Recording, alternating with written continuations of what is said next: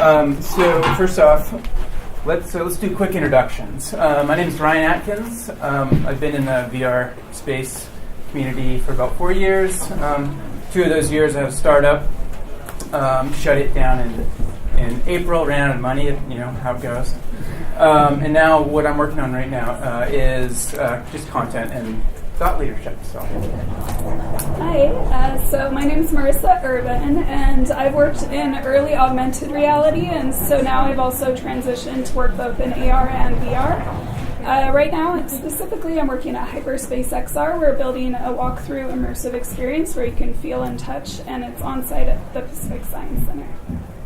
My name is Scott Bennett. I also go by the artist name Scobot, and I'm a fine artist that's using virtual reality technology to create fine art. I'm an artist in residence over at the University of Washington's CoMotion Lab, where I do art while startups work on creating startup stuff. And I get to listen to it. It's like a weird podcast while I'm drawing. And I'm Simon Manning. I came from the field of architecture and have since migrated over into technology as I started my own XR design studio called Bevel. And I've been working in VR. I've been working in AR for about a year and VR for about 4 now. Excellent. Well, we wanted to kind of kick this off with a little audience participation, and if you're in my panel yesterday, you're disqualified from this because I gave the answer away. But just quickly, when get 3 people to raise their hand, when do you think the earliest, the first use of virtual reality was? How early was that? The term virtual reality. Okay. Like 60s? 60s, okay. I was going to 70s? Okay, actually, 1938, if you can believe it.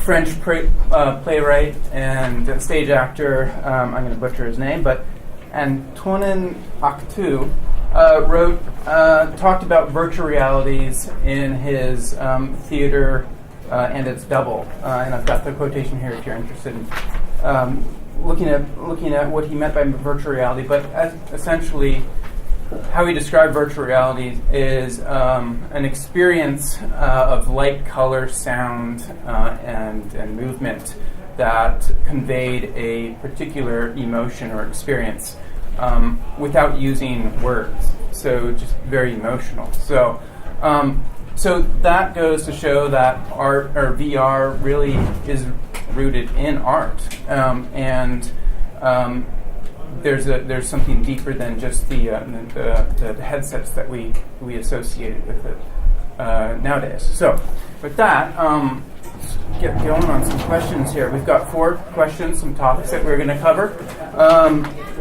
Include the idea of space, the idea of experience, various tools that can be used to create virtual realities, and then finally a critique of virtual reality. It's not all sunshine and roses. There's some serious stuff going on here. So, but first off, the idea of space. The question I want to pose to the panel. Art philosopher Susan K. Langer, in her 1953 book Form and Feeling, talks about space as the substrate of all our experience, gradually discovered by the collaboration of our senses. As spatially located beings, we have bodies. Space is significant to us. We shape it, and it shapes us. So, with that in mind, how do you use virtual space to create some sort of desired effect? And Simon, I'd like to have you kick this off, especially because as art, Frank Lloyd Wright was an amazing artist. An interesting quote from him is that the reality of a building is the space within to be lived in, not the walls. The reality of the building is the space to be lived in, not the walls and the ceiling. So how does architecture... Yeah, I mean, space is really what got me into VR to begin with. Was as architects, we have all these tools, and our job is to communicate spaces to our clients. And so my job I started out building physical representations of spaces, And then I kind of gradually realized that virtual reality could allow us to communicate really complex spaces with very little effort. Just as we were designing them, we could get instant feedback, both as a way of communicating to our clients, but also as a way of understanding our own designs better. I find it interesting that you bring up Frank Lloyd Wright, because he, among a few other modernist architects, kind of popularized the idea of open floor plans and the idea of your home flowing from one room to the other without a divided, without a room, a door, a wall. He used things like fireplaces or changes in level to create the sort of implied boundaries between locations, and it's really fascinating because he really kind of started pushing forward the ideas that spaces could be defined by a lot more than hard edges, than these boundaries. And I think that VR kind of takes that one step further, where now I'm showing you pixels on a screen, and that's telling your brain that you're confined in a space. Either I could be in a space the size of this room, but in VR I could feel like I was standing in an amphitheater. So it allows us to kind of manipulate and mold space, which is just a really fascinating new tool that we have in our arsenal. Interesting. Marisa, Hyperspace XR, super interesting how you're using space, both physical space and virtual space. Yeah, so we are building out the physical structure of the game or project cinema-based layout system, and then we're also extending it. So not only do we have the traditional wall and or ceiling aspect that you can physically touch, but we're able to play with level of scope and distance to make your physical space that you're in feel much more limitless than what you are walking through. Excuse me. So in my work, since my background is more like painting and drawing and whatnot, so what's exciting about working in VR is composing dimensionally. So if you imagine like you're painting on a 2D format, but now you're actually able to draw behind what you're working at. You're able to work on layers like this.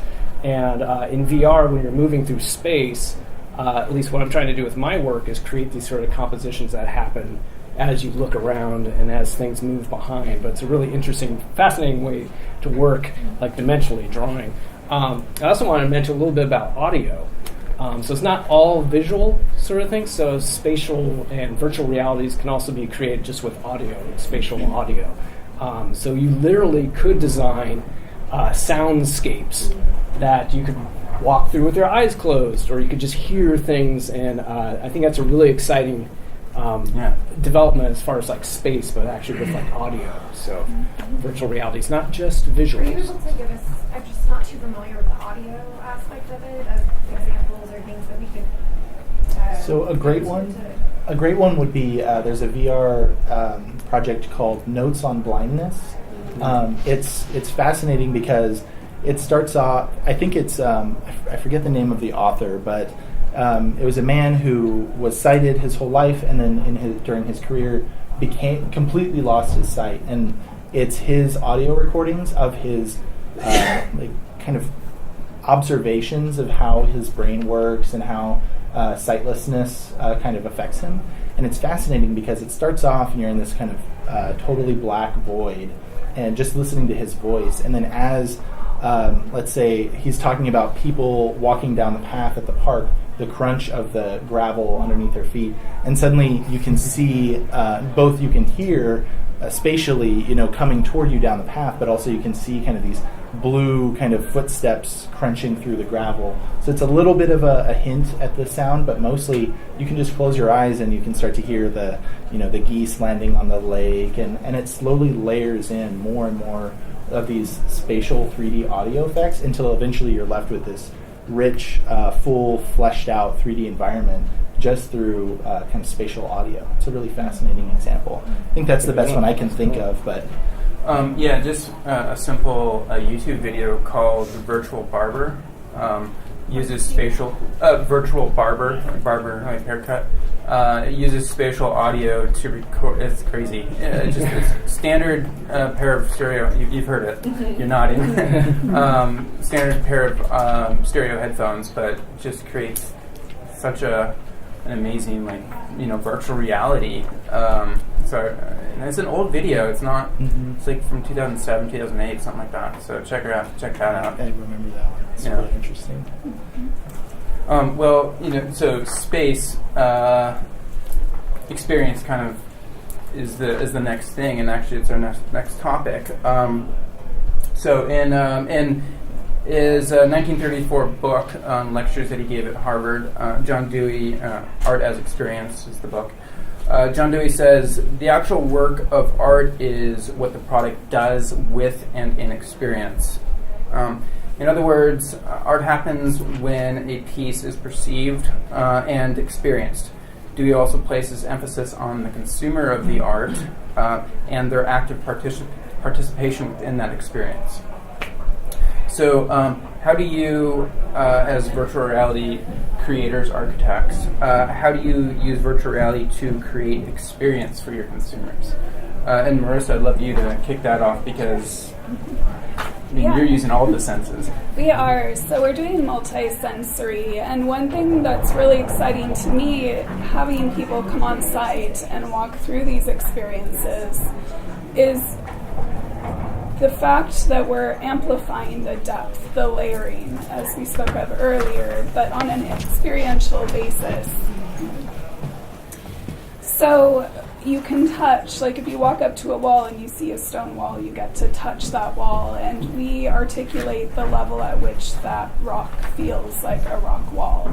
Even though in the virtual headset space you're seeing what would be equivalent to a game level, you can still interact on that basis.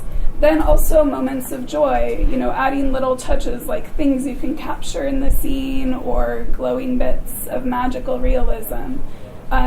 Sensory is also very important in terms of smell, so we have designed magic scents that implement into that in addition.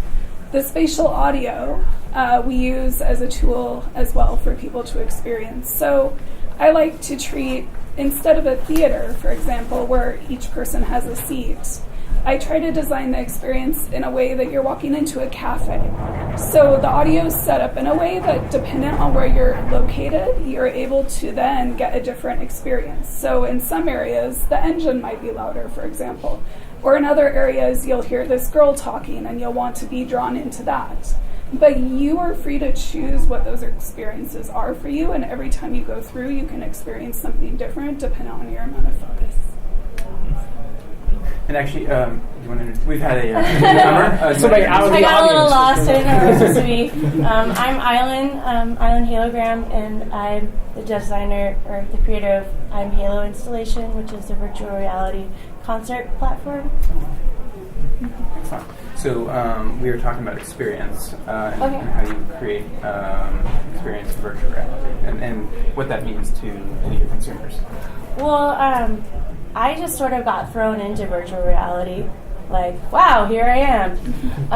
I have been an entertainer for a really long time, and I've been working on a storyline that we just met some virtual reality programmers, and my storyline fit just so perfectly in virtual reality that it all just started magically. So that's what I'm. Excellent. And then, so experience in events or entertainment related. Yeah. So what is our experience? Yeah. Okay. So we created like a world that has temples inside where I beam into the temple and perform a concert. There's also other things that you can explore in the world. There's like a few rooms that are inspired by different songs that I've written. So, and then the art will move with the music, and it just gives it a whole more deeper experience with the music. Excellent. Yeah. Scobot, I'm curious. So you do abstract, and it seems that to to what Dewey is saying, the active participation in that, what sort of experiences do your consumers, in his words, come away with? Well, hopefully. So one of the magic kind of sort of things about abstract art is it really does involve the viewer. Like, it's not just me saying, here's a horse, here's how it looks. So it's kind of like you're drawn in as a viewer to kind of like make sense of what this environment, I call them paintscapes because they're most akin to paint. So as you fly through, I'm all about flying and scale in VR. So it's like the best thing to ever. So, I work at a certain scale, and then I bring it into Unity, which is a game engine, and I scale up, so it's massive. So something I drew like this is now this huge, thing to travel. And I try to create these sort of moments of, I call them the aha sort of moments, or like if you're out hiking in the woods and you come around a bend and you open up and you see a big vista or something. So if you imagine Nav kind of journeying through a painting, so as you're flying through these clouds of color or whatever, you come around a corner and see something that's like, wow, that's a mile tall. What is that? I've also created like a little camera that you can take pictures inside of VR so that you can make your own compositions. And that was really just kind of like a design tool for me to make promotional materials. I want to be able to take pictures of this stuff. And I was tired of capturing what I was seeing on the desktop. So I was like, I gotta make a camera, because that's a really cool composition. And I didn't realize how fun that was to actually explore and be able to like take pictures. Like, what's that over there? And then later, looking at the pictures and going, I couldn't even see that there. Was that a big robot? What is that? So that's why I'm hoping people are getting out of kind of the experience of travel. So that's really interesting. Another point that Dewey makes in that book is the necessity of time. Time brings value, and seeing something out of context, contemporaneous context. It sounds like the picture, the experience continues. Well, and much in the way that photography is not really reality. That's a editorial